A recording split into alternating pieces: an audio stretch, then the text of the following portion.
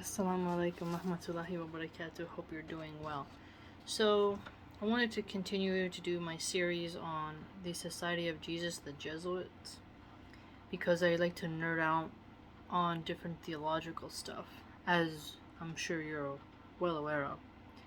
And basically, this constitution outlines their norms, what the rules are, how they select their scholastics and whatnot. And I thought something was interesting here that I wanted to share with you, and it has to do with the people who work for the society and pick out those who get to join the order. And so there was something really interesting here that I wanted to share with you. It is highly important for the divine service to make a proper selection of those who are admitted and to take care to know their abilities and vocation well. Therefore, if the one who has the aforementioned authority does not all do that himself, he should have, among those who reside more permanently in the same place as himself, someone to aid him in getting to know, conversing with, and examining those who come. This helper should possess discretion and skill in dealing with persons so different in temperament and disposition, so that things may be carried out with greater clarity and satisfaction on both sides for the divine glory. So here you can see the emphasis of making proper selections of those who are to be admitted by knowing their abilities and vocation well. And it talks about conversing and examining, which sometimes we forget are different things. Because having a conversation with, you get to know the mood, see their speech patterns, what their interests are, and then when you examine them, you're also testing their intelligence, seeing if they're quite the right fit. This is helpful because it shows you that they don't just accept anyone and everyone who knocks on the door. Rather, they're very rigorous. Very rigorous. And I like how it mentioned discretion. So they're not going to go and talk about what they conversed with that individual unless that person they're speaking to has to know. It's very respectful. And then it mentions here somebody who knows how to navigate different dispositions and temperament. I think that's a unique skill because you're dealing with interpersonal communication, seeing the strengths and abilities, and then being able to know, okay, I'm dealing with somebody who's maybe more introverted, extroverted, more analytical, somebody who is full of energy but maybe just needs to be guided in a specific direction, or somebody who's not much of a talker but they are super smart. And this will also help place them in where they're going to go in the society. And to think that there are specific people who work in the Jesuit society who have that skill. And it just goes to show you how they want the right people to interview the right people. It's very unique. He goes on further here.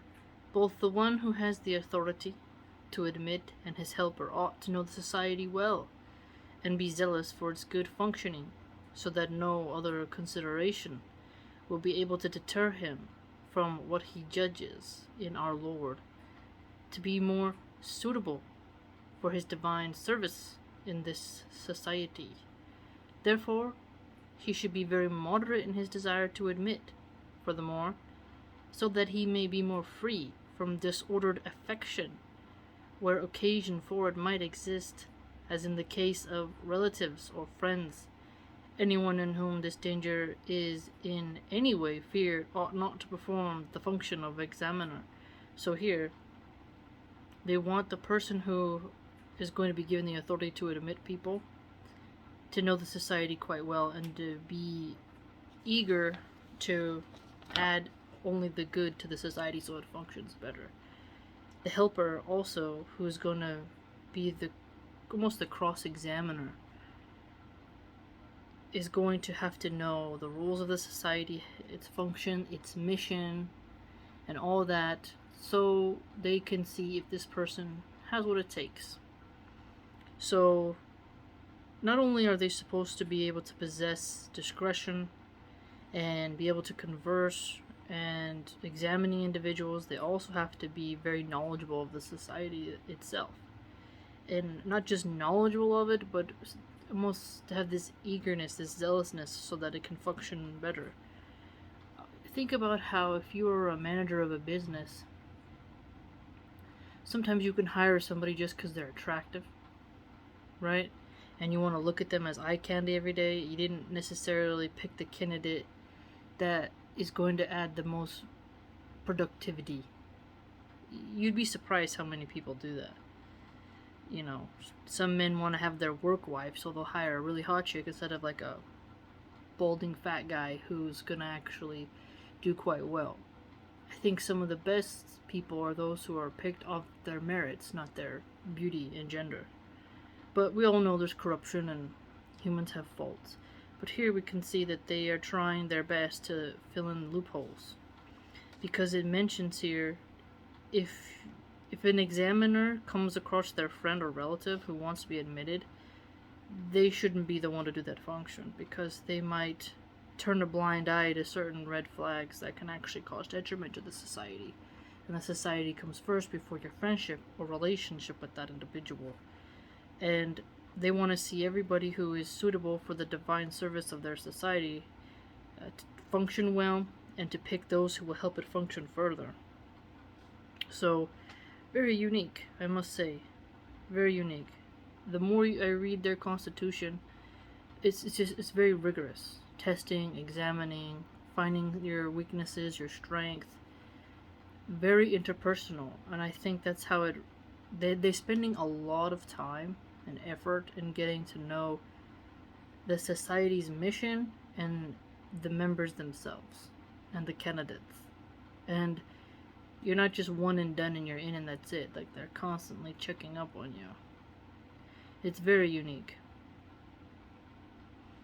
Very unique. And then it just mentions here, like, who has authority to grant people access and whatnot when another is absent. So, man, unique. Very unique. What do you think? Could you pass this test?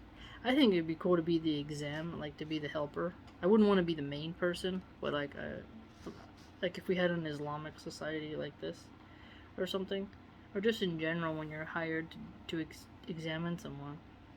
There's the chitty chatty friendly types, and then there's like the examiners who like really dig down into what someone is saying, and I think I would be good for that. And I would have too much fun with the examining part, because when someone's asking me questions, I'd want to, I want to answer. Like, I'm very eager for that, especially if I know the answer. Nerdy. Let me know what you think, and if you'd like to join my blog, it's www.subscribestar.com/MilahanArchive. Hope to see you there.